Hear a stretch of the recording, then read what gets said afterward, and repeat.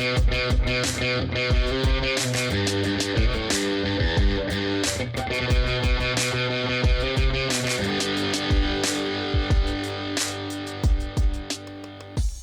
right, ladies and gentlemen, welcome back to the 182 News Podcast. I am your host, Poppin' Curbs. This is episode number 5. Today's episode will conclude our interview with the one and only MrTsurt, aka Chris Siglin, the man behind Blink-182 merchandise for almost 25 years. If you have not heard part 1, pause it right now. Go back and listen to the episode before this. There are just some incredible stories in there, fascinating insight.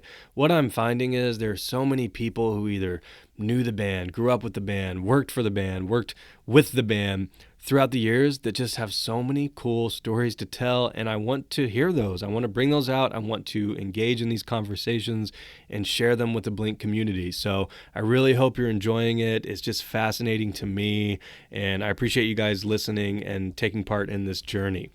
Couple quick things in regards to the news. Blink-182 just announced yesterday that they are going back to Mexico for the first time in almost 16 years. So on May 16th, they will kick off this summer in Tijuana, Mexico. I hear fans from there begging them to come back all the time, so it's really cool that they're finally going to get a chance to see them there. This is another festival-style show, so again, it seems like they're sticking to the festival route so far this summer, and I'm not sure if there's going to be any more dates announced. We shall see. Some huge news out of the Alkaline Trio camp. Matt Skiba sort of spilled the beans in his Instagram comments the other day. This new EP coming out, he confirmed, is 3 songs. So that's cool. It's glad to hear that. He also said it's going to be coming out on 7-inch vinyl, 1 song on each side. I'm not sure if that means that one of the songs is a cover. Sometimes that's what that means. And he also said that this will be coming out the day before their tour kicks off with Bad Religion. And so we have new music from Alkaline Trio coming on March 23rd, which is just super rad. Cannot wait to hear that stuff. They also had some awesome news yesterday that they announced their drummer, Derek Grant, is back for this tour. We discussed this before. Derek sat out the last tour. He suffers from bipolar disorder, so to hear that he is back is just such great news. I know Alkaline Trio fans are super stoked for this. If they are anywhere near you guys for this tour coming up, get out and go see them. These are small shows. The tickets are usually $25 to $35.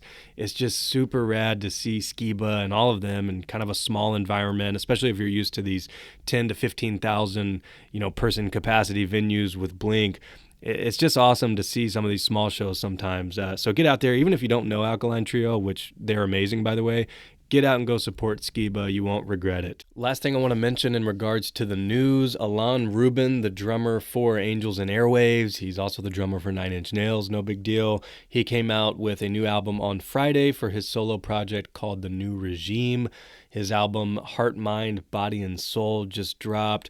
I don't just bring this up because it's related to Angels and Airwaves. I actually really enjoy this album. It's nothing like Blink, nothing like Angels, but he is an amazing musician, so there's just some really groovy guitar parts, harmonies, bass and drums. He does it all on there. So if you're looking for some new music, give Alon's project a chance. It's really cool.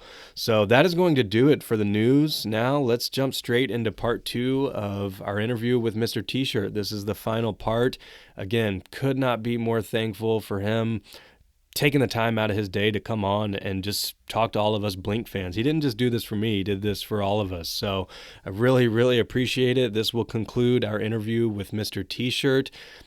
Part 2 picks up right where part 1 left off. We were discussing some of his favorite things he's ever done with the band, and he had just mentioned one of the first kind of benefit t-shirts they did, which went towards the families of victims affected by the terrible 9/11 tragedy. So without further ado, let's jump straight into part 2. Really hope you guys enjoy it.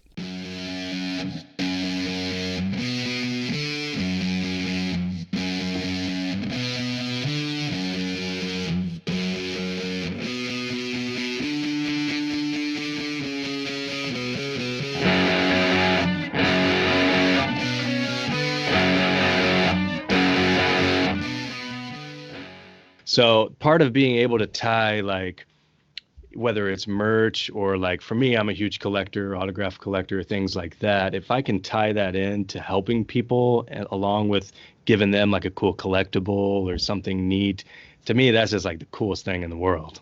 I totally agree with you. I mean, it's a good feeling. I mean, and that's always why we try to shoot for that and Yeah. do something positive. But yeah, I mean, those are the things I'm proud of. Proud of it was kind of a disaster, but I still love the idea of what we did with the release of Neighborhoods, and all the blind bag stuff, and because that was in Yeah. the midst of like everyone thinking, oh, you got to sell $500 and $750 and $1,000 pack bundles for their Yeah. album, and I just was like, dude, that's not you guys. I mean, like, don't listen to the label. I mean, like, Yeah. I mean, this is. I mean, let's keep it cheap. I mean, let's do a Lodo thing. I'm like, I've got so much garbage from like good merchandise. Yeah. Uh, so many cool things that we have over the years that I've just collected, and then they're just gathering in a warehouse. Yep. Uh, I mean, let's have you sign everything under the moon. You know, just stupid stuff. Mark's hair dryer, his tennis shoes, like all those things. Lifetime tickets, all of this stuff. I'm like, let's just do blind bags. Yeah. Well, and And that's it's super enticing. so ridiculous because I always felt, I mean, I didn't grow up poor. I didn't grow up rich. I was just a middle class Orange County kid. That's it. I mean, my parents took care of me.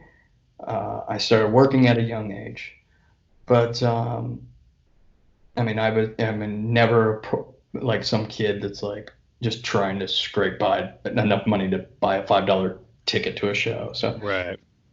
but I always felt that it's like, oh, you do a signed guitar and it's part of a bundle that costs $800. It's kind of like, Yeah. it's kind of fucked in a way, in my opinion. Yeah. It's like saying if you're not doing it for a charitable thing, I look at Right. it like, oh, okay, so cool. You only want to sell your merchandise to like people that are really rich. Right. And that poor kid that probably loves your band to death and you mean the world to him.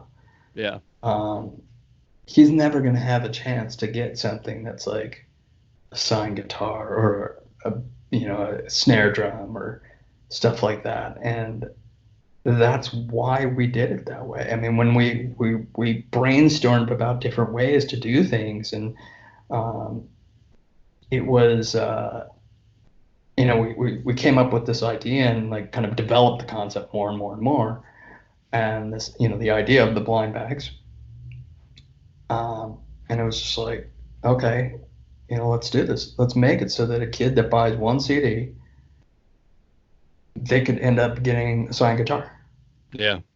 and he only spent $25, or what I think it was like $25 we did the bundles for. I was like, he should have just as much of an opportunity as the kid that has a ton of money and could go out and buy a guitar. Right. So that was the goal. Do it for the fans. You do it for the fans, I guarantee your sales will be great. They will. Every band, any band that ever listens to this, keep it true to those fans. If you respect them and you try to do something good for them, even if you fail, even if the item is complete garbage when you end up putting it out, they'll at least respect the fact that you tried, and that really is such an important thing. But I mean, that album release. That being said, that album release almost like gave me a heart attack because we the this brilliant idea. I had to speak with a lawyer about it regarding, are we falling into any raffle laws, lottery laws? Like, what do we, Oh, wow. do we have any issues? And she was very much like, She obviously wants to protect everyone, and rightfully so. Which is like, okay, well, you can't pack it and ship it in the same location, and all the boxes need to be the same exact size that you ship out because you're not allowed to know what's in the box. It's yourself, which is why we didn't do them internationally because we'd have to do commercial invoices to report Claim what. it. Yeah, so we'd have to say this is what's in this box. So technically, I didn't know what was in any of the boxes. And the way we got around doing these big items that wouldn't fit in the small box is everyone got a dollar bill with a note that said, email me and I'll tell you what you got. Now, the reason for the dollar bill was the fact that a dollar bill has a serial number on it. And that's how we used the verification, knowing no one else is going to have that serial number. Oh, So wow. every serial number and associated product. And then once you wrote us with your serial number, I'd tell you what you got. You had 30 days to send me the dollar back, and we supplied the mailing stuff. Once I get the dollar back, we'll overnight you your prize. And that's how Wow. we did it. But so having to pack it in one place and ship it in another place was a total clusterfuck. Add on to it, the label couldn't get us the albums. Oh my They were gosh. literally sold out of the albums and didn't get us all the albums. And kids were pissed. I mean, they were yelling and screaming at customer reps on the phone. We had one lady break down. She quit. Oh my gosh. We were using a third party supply house at the time. They're like, yeah, we had an employee quit because she was cussed out so much today. Wow. It was just like we didn't get it. I'll take credit. I mean, we didn't get the albums to the kids on time. But when I tried to explain to kids that it's like, hey, out of all of the albums that were purchased, we only got a third of the inventory that we ordered. And that Jeez. and that was the Monday before the album came out on a Tuesday. Jeez. And to this day, that was probably the roughest one. Just because it hit really hard. I felt like I let the guys down, and I never wanted to do that. And I felt like I let all these fans down that were like super diehards that just wanted the album. And I get Yeah. it. I mean, they ordered something. We said we were going to ship on this day. It didn't ship. Take blame for it. I mean, but that was a rough one. That was one where I just wanted to crawl in a hole and Go just hide. let this end. So, but my wife, she talks me down most of the time. Do you find that Blink fans are a different breed when it comes to like loyalty or just fanatics to the extreme? No, no. There are a handful of bands that have diehard fan bases, and when they are diehards, it is one awesome to see. I mean, Yeah. it's really, really cool. Um, and I'm lucky that I've worked with a handful of bands like that. So it's not um, too strange, but not every band does have fans like their fans. You have, say, Fish, Slipknot, Metallica, uh, Pearl Jam, um, Blink, Dave Matthews Band, even. I mean, they're all Yeah.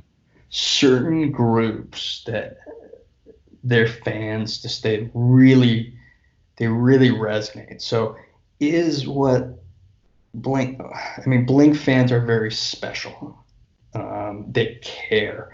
And that was something, again, that I was always wanting to make sure that I cultivated because I saw that happening with a lot of other bands. And I didn't really feel that it was there with Blink. And that's why we were trying to do, kind of during the reunion time, we were doing these limited edition items to kind of create this community. Yeah. of people that collected and they traded.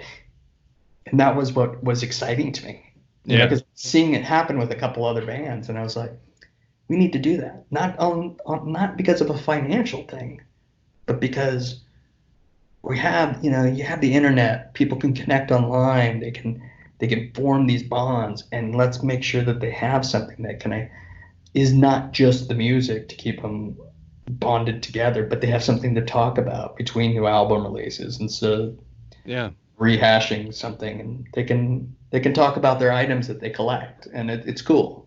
Yeah, and I'm very much in that demographic. So one of the things about me, and for the listeners, I'm probably going to do a full podcast on this at some point, but I have been documenting and collecting Blink autographs for almost a decade at this point.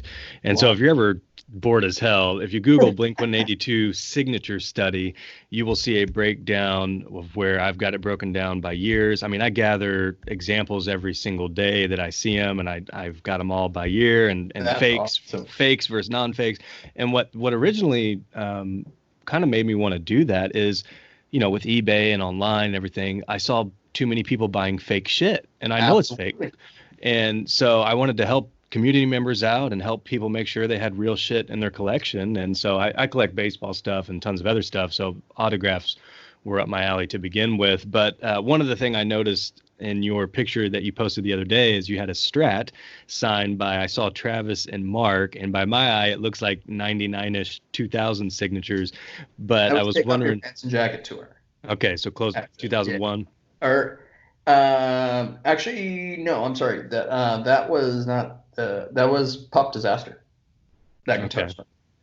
Uh, That was when Tom was breaking the guitars each night. oh, so that's one of his. Yeah, that's one of them. So, and Sweet. we had extra space on the merch semi, so they'd keep all of the extra guitars on that truck, and then I was like, I want one of them, and then that year I didn't post it, but I'll post it for if anyone is interested in it. But I have actually a brown with orange stripe guitar that he ended up smashing, which was the old baby blue. Oh, wow. So I've got that one as well.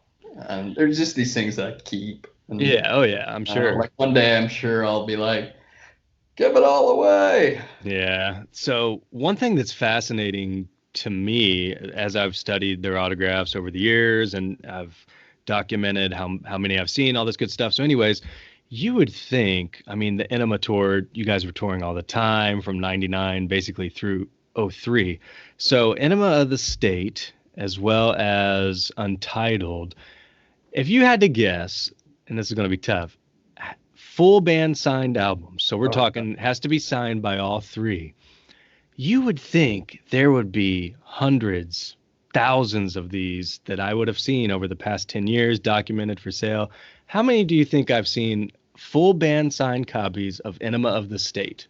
I wouldn't be surprised if it's not that many.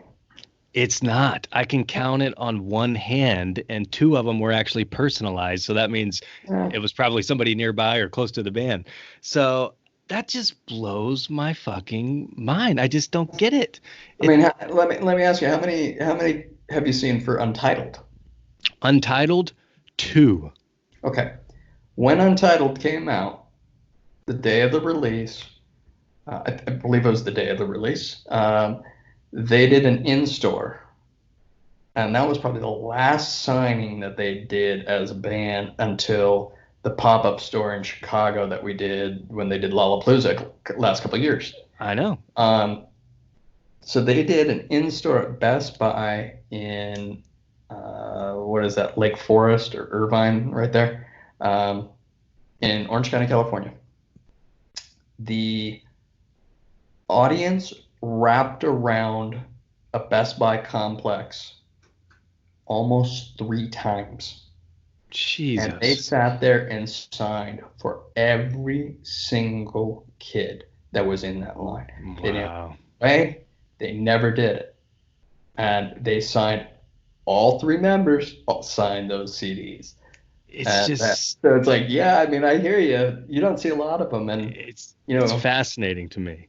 bringing up the bootleg thing, I mean, yeah, it drives me up fucking wall when you Yeah. see people taking advantage. I mean, I just got a message from a kid on Instagram that was like, hey, will you check out this sticker? Does it look legit? And I was like, no, Yeah. not. Don't waste your money on it. I mean, and I still will do that. Any kid that wants to like send me a message on Instagram and just be like, hey, I just want to check, like, do you think this thing is real? Yeah. I could pretty much 99% tell you yes or no. There's going to be some items that, quite frankly, I've been sent. I'm like, God, I don't remember that. But Yeah. actually, yeah, now that I saw it, I remember it. And cool. Where did you get it? I mean, Yeah. Yeah. Seriously. I'd love to have it.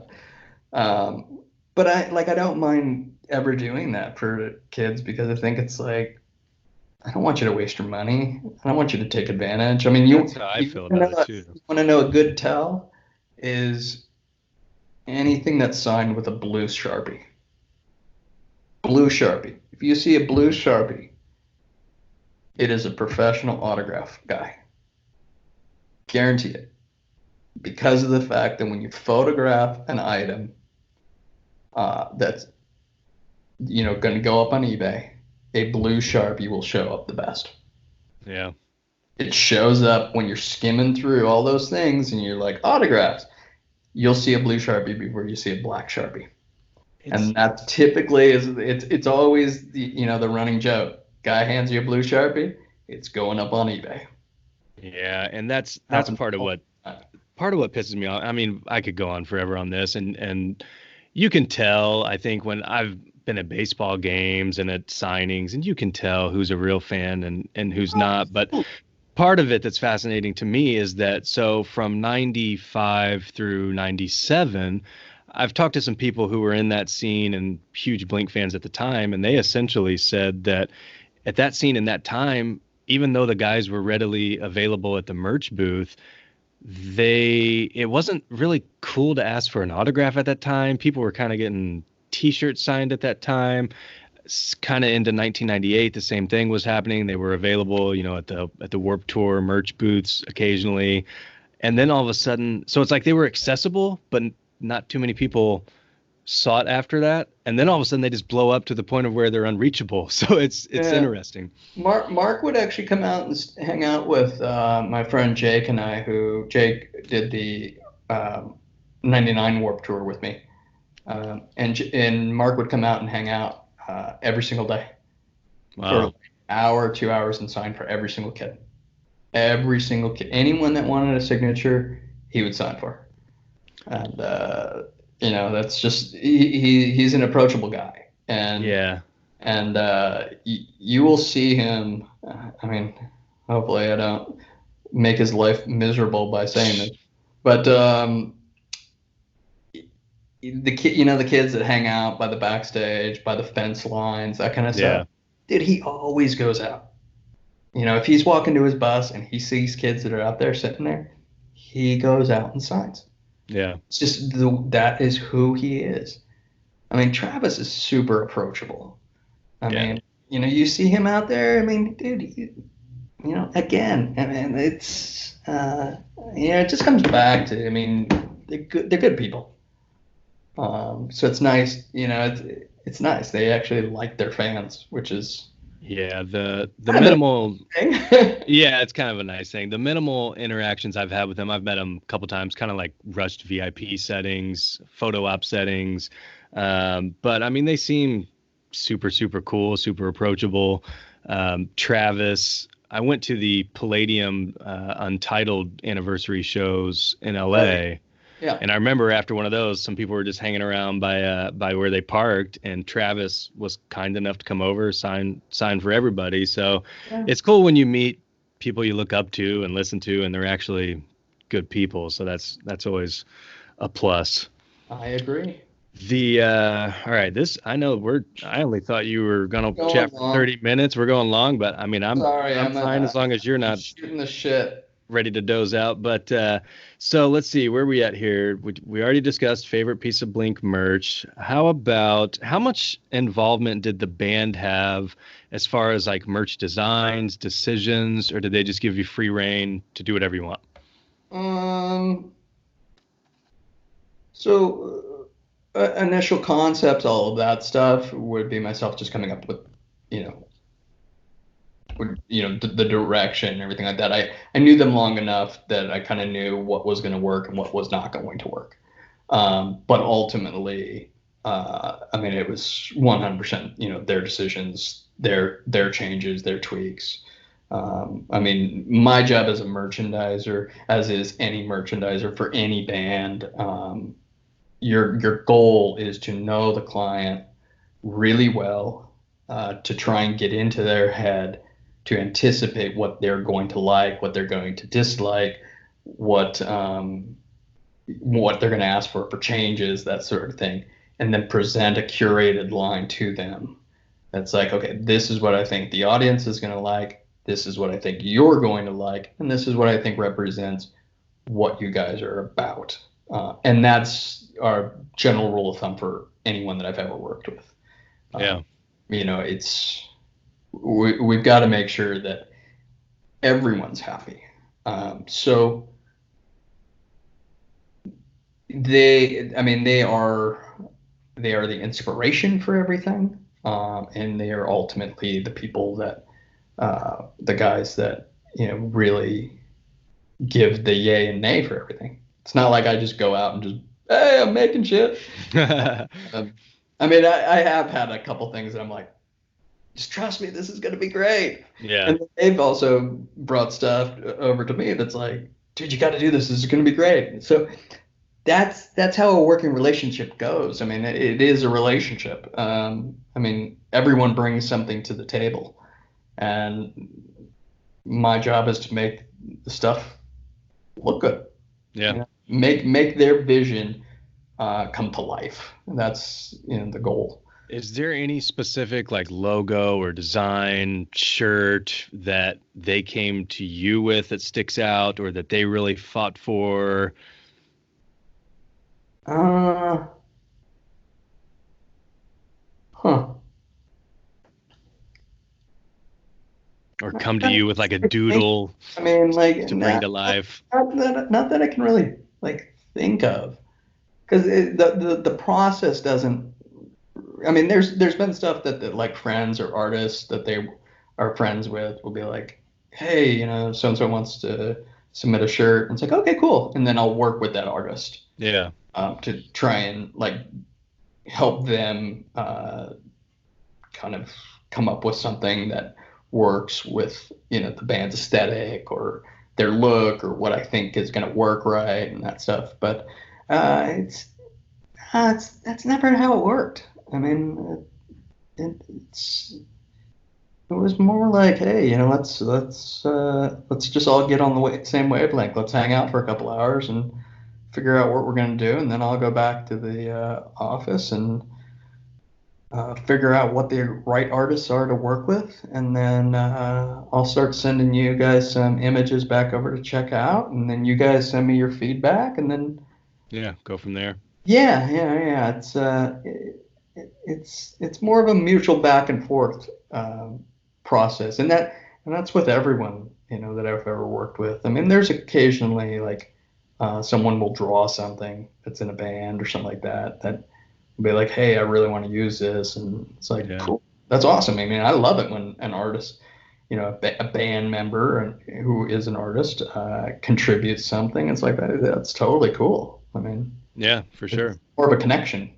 So, Did you ever envision some of the old school merch from back in the day being like a highly sought after no, collectible, super valuable stuff? no, because I look at some of the stuff and, like I said at the start, it makes me cringe.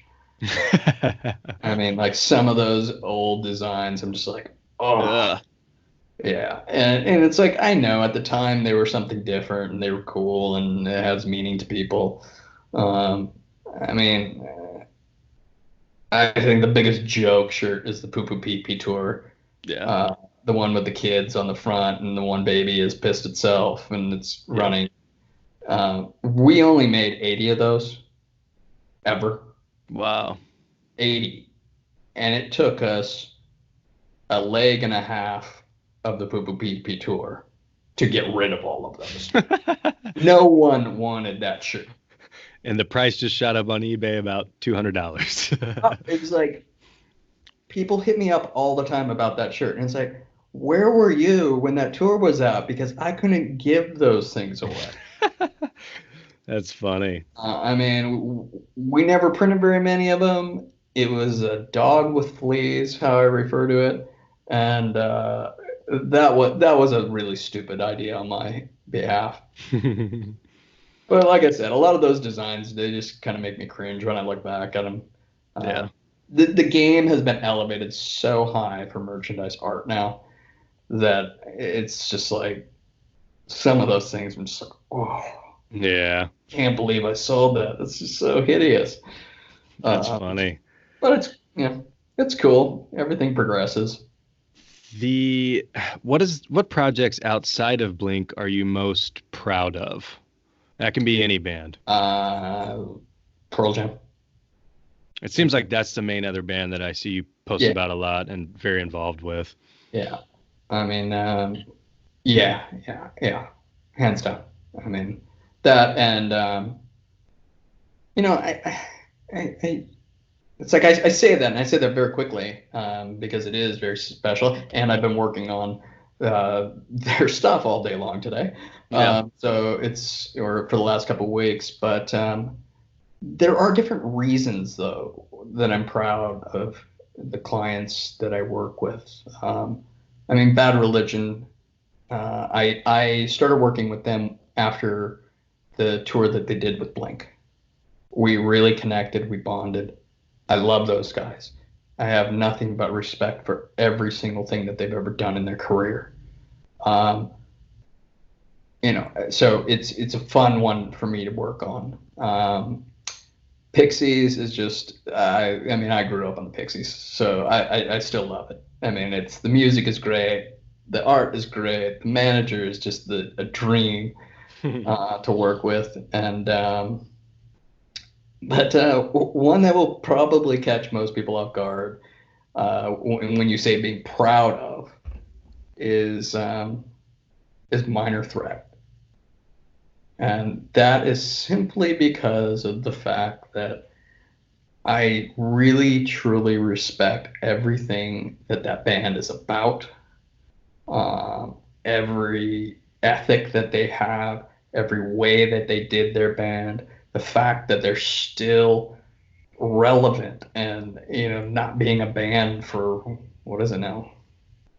Almost 40 years, 35 years. They haven't been around. I mean, so for me, it's like I look at them and I go, the fact that they trust me is really what it's all about. I mean, that's the same with, Pixies and Pearl Jam and Bad Religion.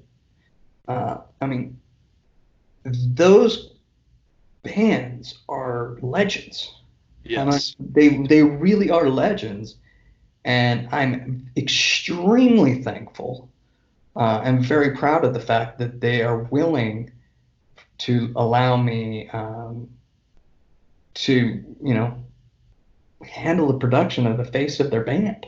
Yeah. I mean, the first thing people see when you walk into a show is the merchandise. If that stuff looks like dog shit, I mean, that's reflective of the band. That's not reflective of me. I mean, for the most part, no one knows who I am. Right. And that's the way it should be. I mean, it should be about the band, always. And that, to me, is like every band, I'm honored to do their merchandise because of that fact, is they are trusting me with something that is very important to their success, to their history, to the way that people will interact with them, and that is a real honor. Yeah, and connect with them. It's like when I go out rocking a Blink shirt, I mean, that's like, I feel like I'm giving part of myself to Blink fandom, Blink community. It's just, it's so cool. You have to be respectful of that. And that's really, I think, why we've ended up working with the bands that we do over the years, is because of the fact that we're not a massive company. People know that they can come, they can work with us. I can do a club to 100 people, but we can also do 100,000 people in a stadium. Yeah. And we respect the fans, and we try to really always make sure that we're doing the very, very best for our clients. I mean, that they come first. I enjoy working with a couple of the acts that we have from Japan.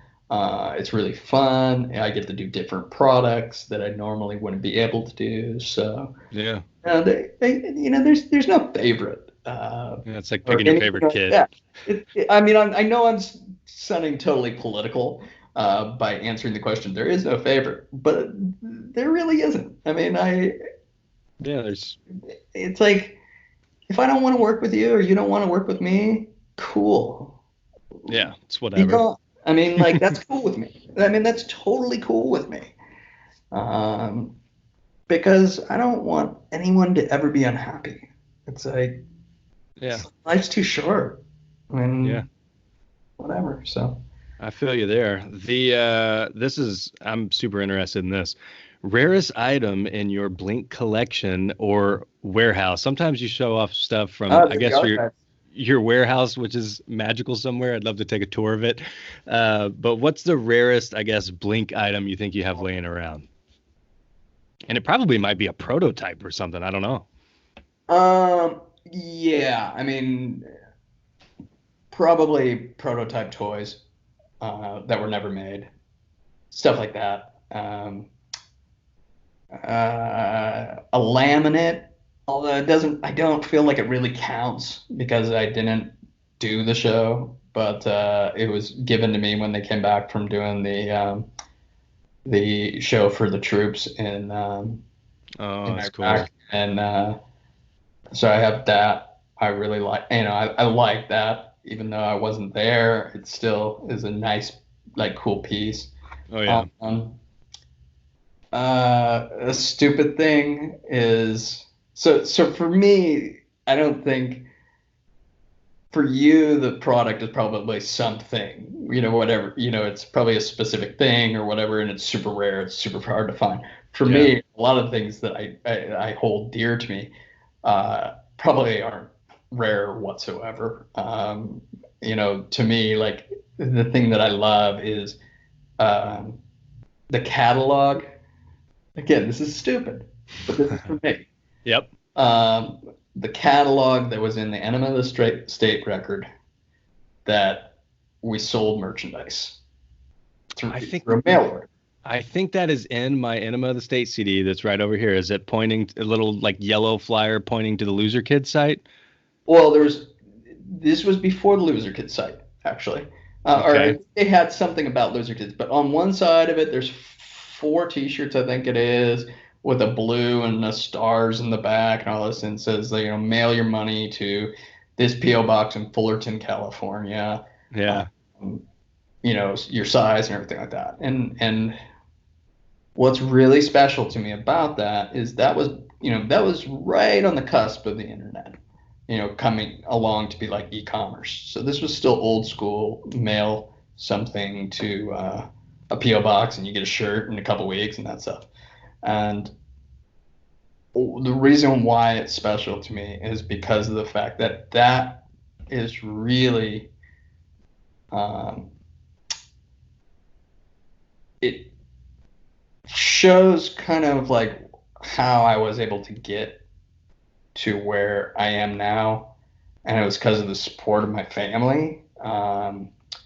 My mom and my grandmother were the ones that would pick those orders, and my Wow. mom's garage was that PO box in Fullerton. She would go over there every couple days, and she would pick up all the envelopes, and she would pack those for us in our garage Holy while we were shit. out on tour. And that was my mom and my grandmother, who's still around. God bless her, like 96 years old. Oh my And gosh. and kids would write letters to the band, and Yeah. my mom would like write them notes back. It was really funny. I'd love to Wow. see one of those notes. Yeah, like I wonder If like what anyone she would ever write. has, please send it to me. I'd love to see what she wrote you. Yeah, that'd be Um, funny. but that was like, I mean, those were the things that, I, I really cherish because of that fact that those people helped me all along the way. Oh yeah. I mean, I wouldn't have the career, the life, everything that I have. I'm not discounting what I brought to the table also and being dedicated and hardworking. It wouldn't exist without Mark, Tom, Travis, and Rick DeVoe. Hands down, those are the people that made it happen. Rick Yeah. DeVoe, the band's manager, never fucked me over. Always had the opportunity to, take a big check from a merchandise company and go off. Never did. Those three guys never did.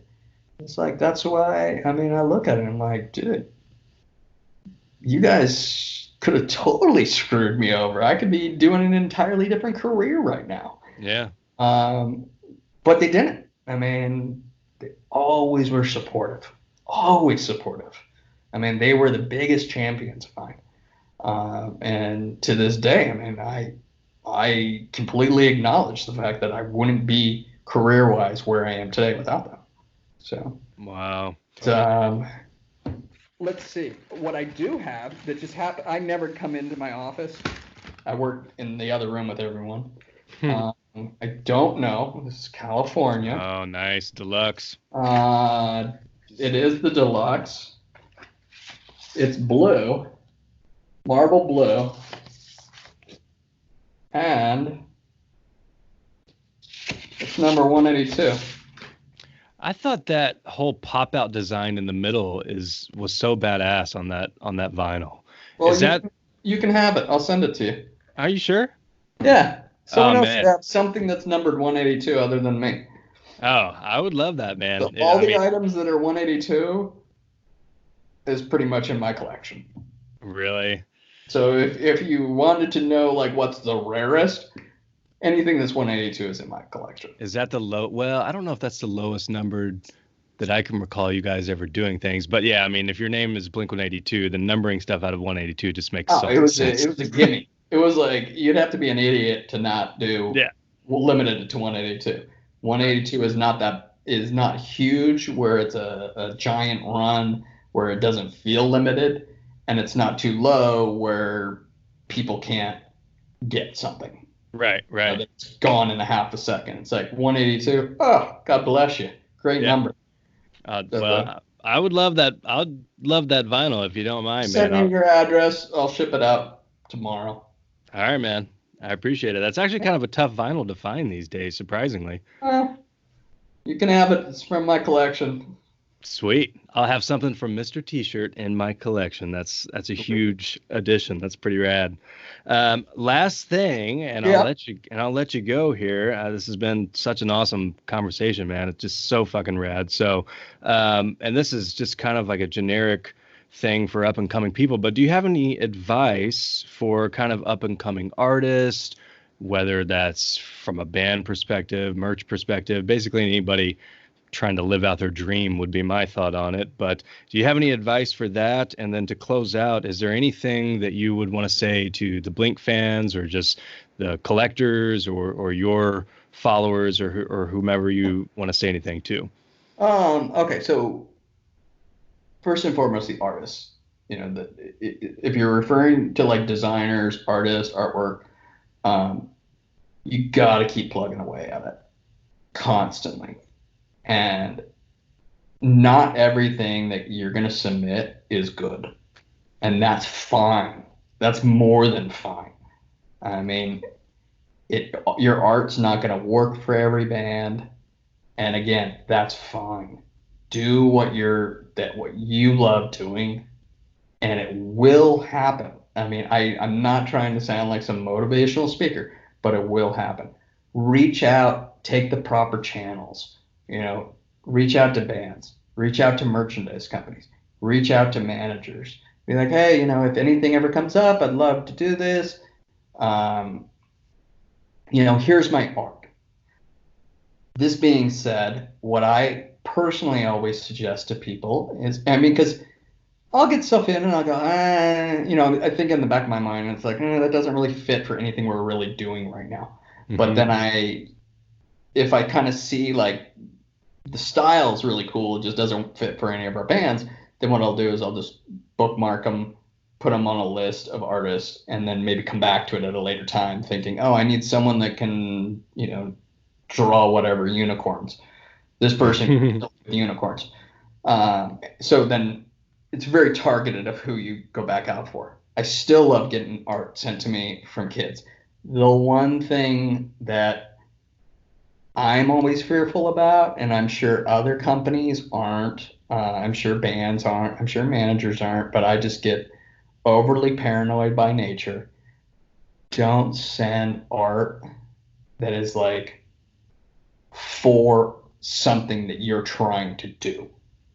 For example, you want to submit a t-shirt, show someone your art first, because I will tell you, I've gotten random designs sent to me before, and it will come in. I'll be like, oh crap. I mean, this is a design, and we're kind of working on something maybe that might be like this right now.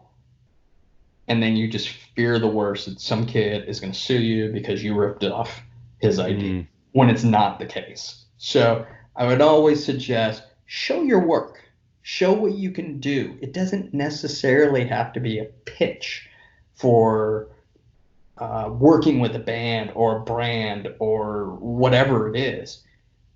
Anyone that knows what they're doing, like more in an art director's role, a production role, anything like that, they're going to look at something and they're going to be like, that person has talent. I can see what they can do. Now, it's my job to go back to them and say, hey, that would be really cool. What do you think about, doing something for this project? This is kind of what we're working under. This is some direction, blah, blah, blah, blah, blah. Then they'll come back to you. And that's what it is. Stay persistent. I mean, there's nothing wrong with like reaching out to people, and like being like, hey, I just want to give you an update. I mean, here's some new projects that I just worked on. Cool. I mean, I like to see kids succeed. I mean, doing art. It's the market is growing so dramatically because of the internet and because people are able to do stuff on their computers, and it's really cool to see what people are coming up with. It is really neat. Don't be discouraged. Don't think you're going to make millions of dollars right off the bat. Try to keep, just try to be realistic about everything and follow your passions and that's, just keep doing art. I mean, keep doing art. Practice, practice, practice, because it will get better all the time. I mean, and there's so many freaking talented people out there. It's awesome to see their work. I mean, I could spend hours on Instagram looking at people's artwork, and that's why I limit myself to 30 minutes a day and no more, because I'll just not get anything done. Yeah, I mean, that's, just stay persistent. I'm sure that's what most people would tell you, but it's true. I mean, and sometimes being a little dumb actually is helpful. Having this, and I say that in the sense of ignorance can sometimes be helpful, because when you get to a point where you're so analytical about everything and everything has to be done in a specific way and it's becoming a business, you actually take a lot of the creativity out of it.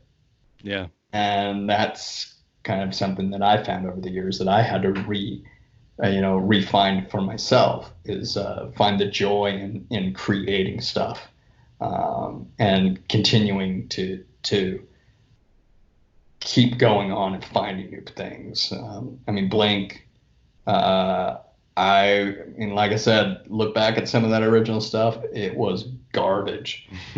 And I will take full blame for designing it.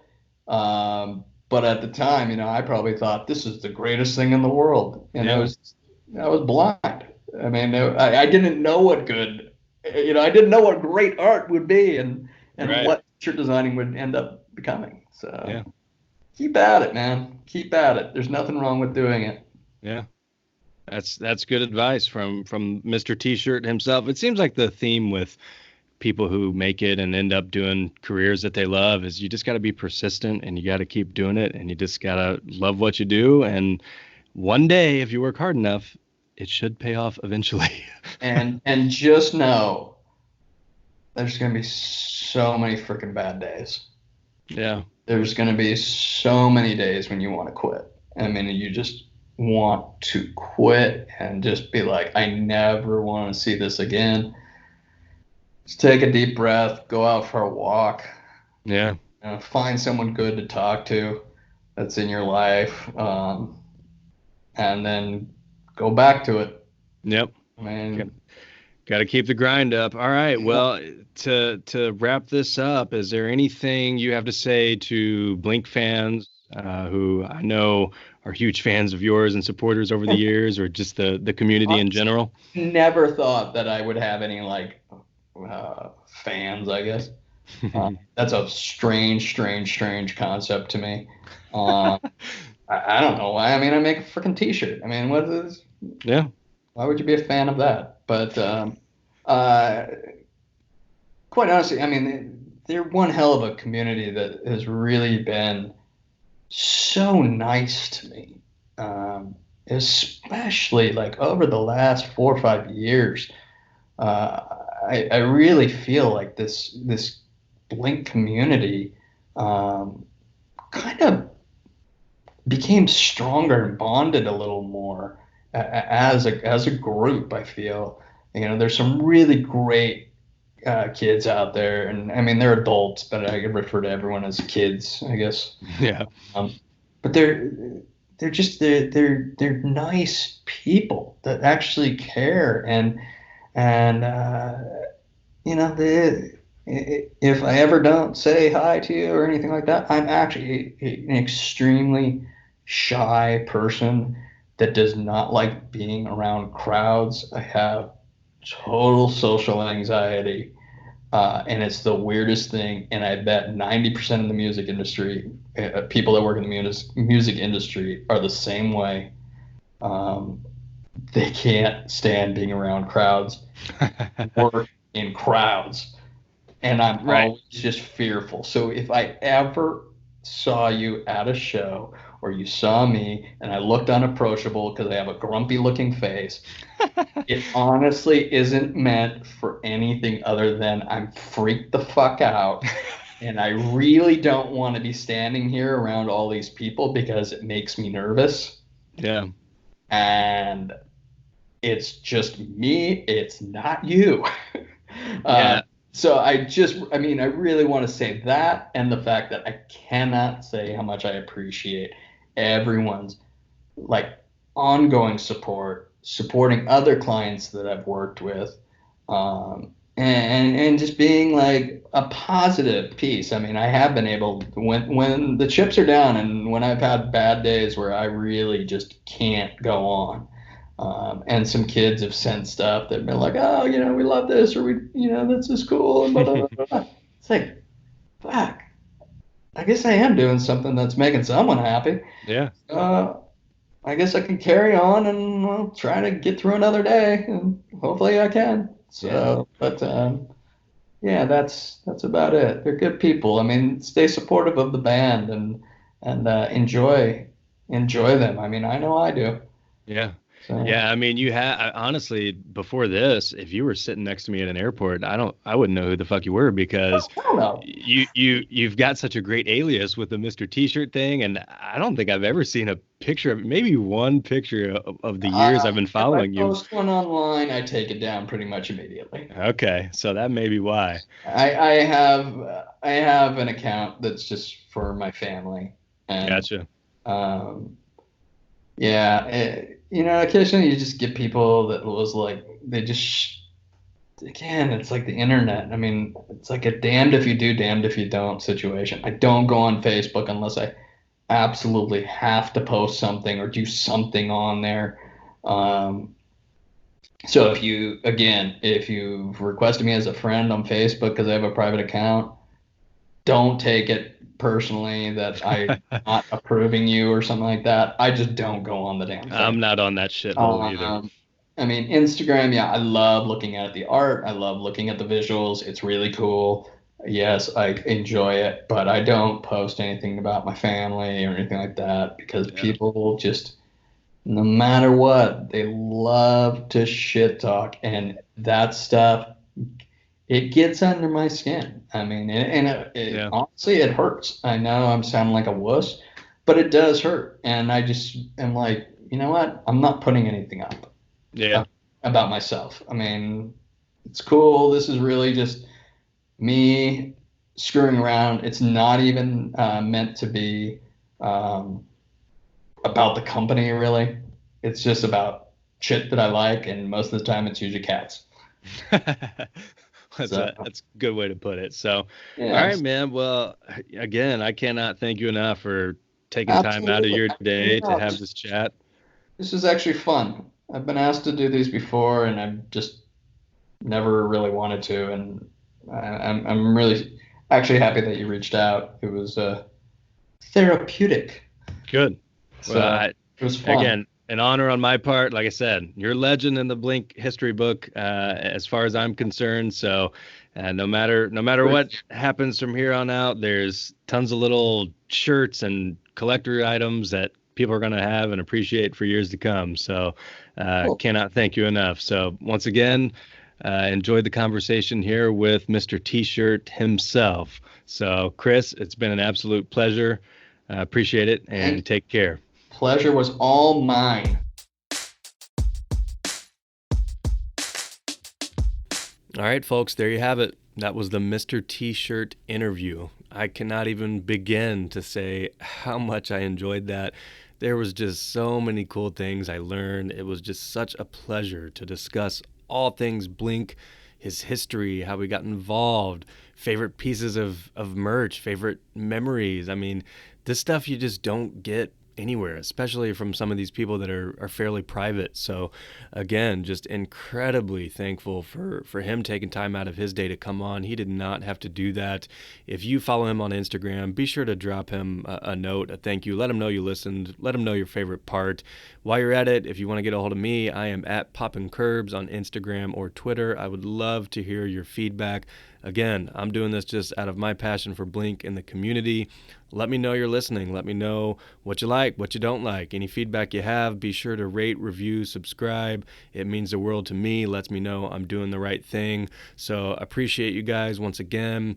I already have a couple more interviews done. I already have a couple more interviews lined up. I'm so excited to kind of share this story with everyone, kind of engage in these interesting conversations surrounding the band, folks who were around the band.